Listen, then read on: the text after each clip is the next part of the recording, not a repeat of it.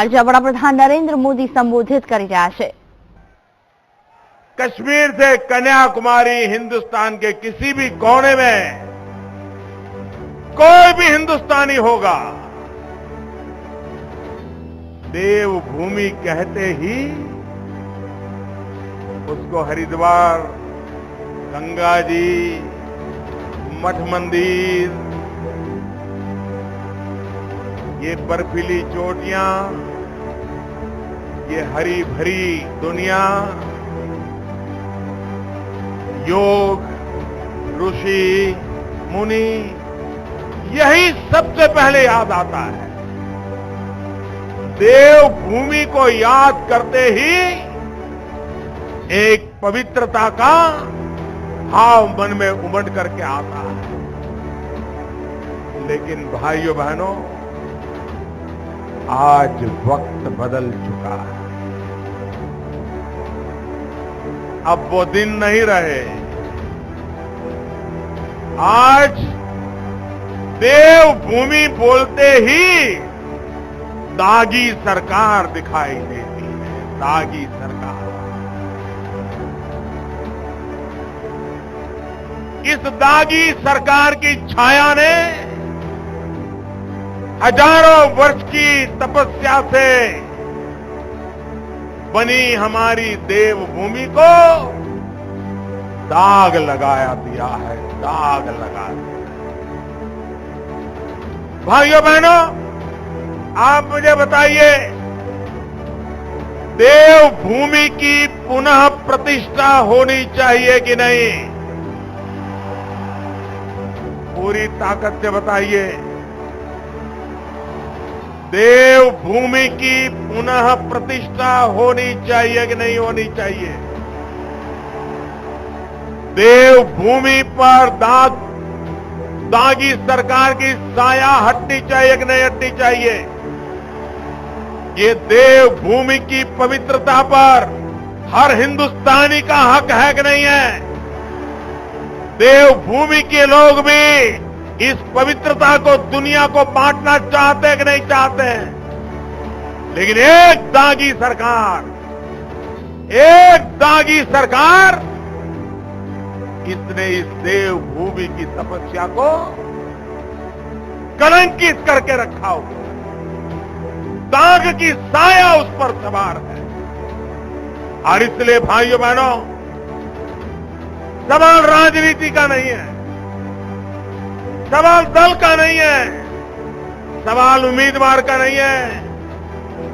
मुद्दा इस बात का है, पूरा हिंदुस्तान देवभूमि के लिए गर्व करे, ऐसी देवभूमि बनाना हम सबका दायित्व है।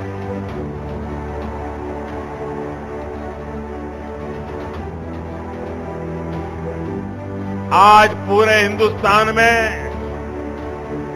देवभूमि के भ्रष्टाचार के लिए कोई सबूत की जरूरत है क्या? कोई सबूत की जरूरत है क्या? कोई कोर्ट कचहरी की जरूरत है क्या? सारे हिंदुस्तान ने टीवी पर देखा है कि नहीं देखा है? क्या ऐसा भ्रष्टाचार जहां पनपा हो? और दुख तो इस बात का है कि सरकार के मुखिया को इसकी जरा सा भी चिंता नहीं है।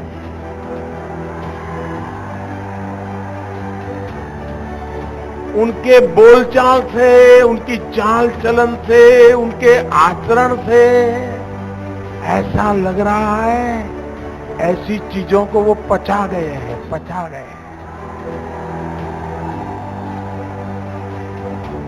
भाइयों बहनों, अगर किसी की गलती हो भी जाए तो भी उसका आत्मा उसको कोसता है, और पकड़ा जाए तो शर्मिंदगी महसूस करता है।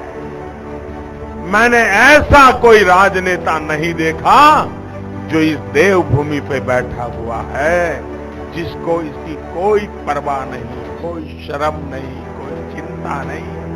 ये तो चलता रहता है। ये चलने देना है क्या? ये चलने देना है क्या? ये चलने देना है क्या? उनकी चलती होनी चाहिए कि नहीं होनी चाहिए? ये जाने चाहिए कि नहीं जाने चाहिए? निकालोगे? पक्का निकालोगे? भाइयों बहनों, हम परिवार के जो लोग होंगे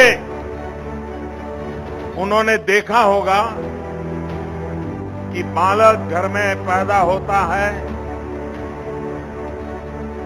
उठता है, बैठता है, कहीं गीला कर देता है, गंदा कर देता है। हर माँ बाप मानता है वे चलता है, चलो भाई। बच्चा 12-13 साल का होता है, तब तक एक अलग नजरिए से देखा जाता है। लेकिन जैसे ही घर में बेटा या बेटी 16 साल के हो जाते हैं तो मां बाप बड़े जागरूक हो जाते हैं। 16 से 21 साल की उम्र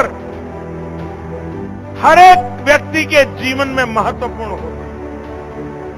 16 से 21 साल बालक कैसा बनेगा, किस दिशा में जाएगा, उसके दोस्त कैसे हैं, वो कहां जाता है, क्या करता है, क्या पढ़ता है, कहां बैठता है, हर मां बाप बारीकी से नजर रखता है कि नहीं रखता है?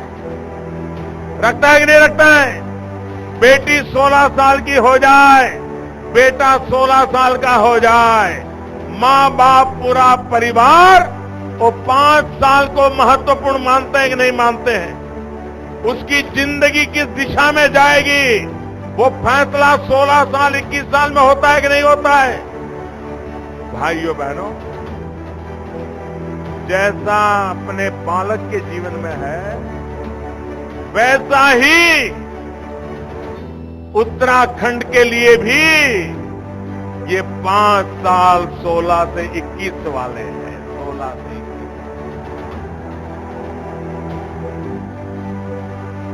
अब तक जो हुआ तो हुआ, लेकिन ये 16 से 21 साल की इस उत्तराखंड की उम्र ऐसी है, अगर इस समय ठीक से संभाल लिया, ठीक से संवार लिया, तो 21 साल के बाद ये उत्तराखंड पूरे हिंदुस्तान को संभाल लेगा। ये मैं आपको विश्वास दिलाता हूं। बड़ा महत्वपूर्ण समय है भाइयों बहनों। घर में बच्चे के लिए 16 साल के 21 साल के 5 साल जितनी जागरूकता के साथ हम सोचते हैं, उत्तराखंड के भी ये 16 से 21 साल की उम्र बड़ी महत्वपूर्ण है।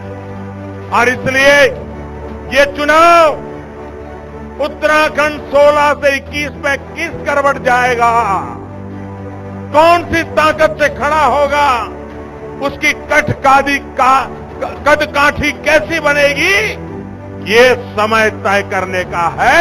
और इसलिए पहले जो हुआ सो हुआ, अब उत्तराखंड को रत्ती भर भी ये 5 साल गंवाने नहीं चाहिए। भाइयों बहनों, अटल बिहारी वाजपेयी उन्होंने 3 राज्य बनाए, छत्तीसगढ़, झारखंड। भाइयों बहनों, उत्तराखंड को भी अटल जी के आशीर्वाद रहे।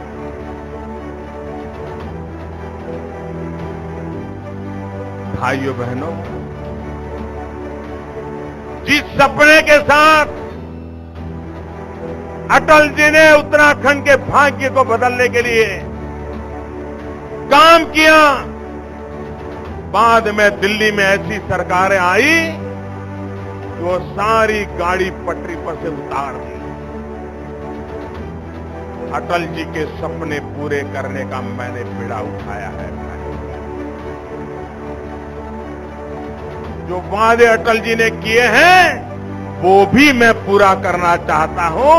और इसलिए मुझे उत्तराखंड के आशीर्वाद चाहिए। भाइयों बहनों, आप मुझे बताइए, ये 4 धाम की यात्रा हर हिंदुस्तानी यहां आना चाहता है कि नहीं चाहता है? चाहता है कि नहीं चाहता है? लेकिन एक बार आने के बाद वो यही तय करता है कि इस जन्म का तो हो गया, अब अगले जन्म में देखेंगे। क्यों? न रास्तों का ठिकाना, न रहने का ठिकाना, न बिजली का ठिकाना, न पानी का ठिकाना, बीमार हो जाए तो दवाई का कुछ नहीं, ऐसे ही चलता रखा गया है।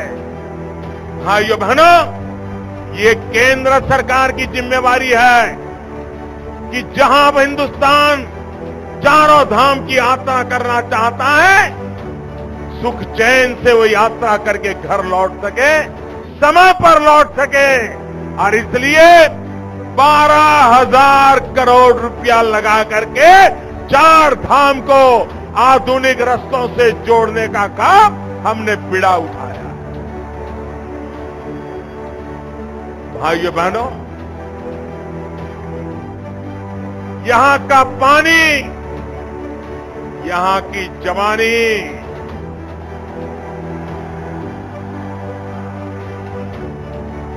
यहां के खेत खलिहान, यहां के ऊंची ऊंची पहाड़ियां, यहां के तीर्थ क्षेत्र, यहां की ऋषि परंपरा पूरे विश्व के आकर्षण का केंद्र, ये हमारी देवभूमि बननी चाहिए। लेकिन किसी ने सोचा नहीं। हम उस सपना लेकर के आए हैं आपके पास। और इसलिए भाइयों बहनों, उत्तराखंड में ऐसी सरकार आपको बनानी चाहिए। आज देखिए, पिछले 5 साल में उत्तराखंड का जो हाल हुआ है, कोई मामूली व्यक्ति इस बुरे हाल में से उत्तराखंड को बाहर नहीं निकाल पाएगा। ऐसे गड्ढे में डाल दिया, ऐसे गड्ढे में डाल दिया है, उसको बाहर निकालने के लिए डबल इंजन की जरूरत है, डबल इंजन की।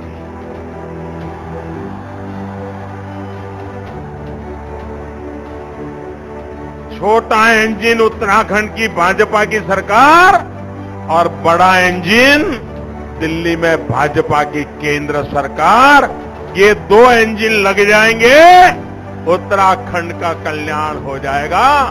ये मैं आपको कहने आया हूं।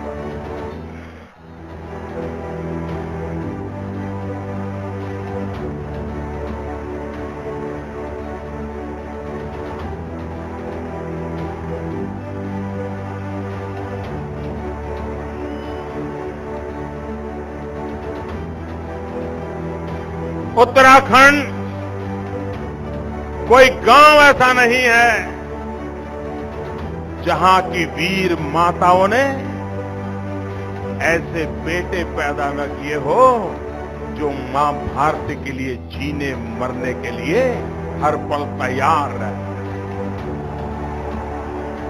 मैं उत्तराखंड की उन माताओं को प्रणाम करता हूं जिन माताओं ने ऐसे वीर बालकों को जन्म दिया, जो आज मां भारती की रक्षा करते आए हैं, सदियों से करते आए हैं। आज भी कहीं न कहीं सीमा के किसी भी दुर्गम जगह पे जाइए, कोई न कोई नौजवान उत्तराखंड का मिल जाएगा।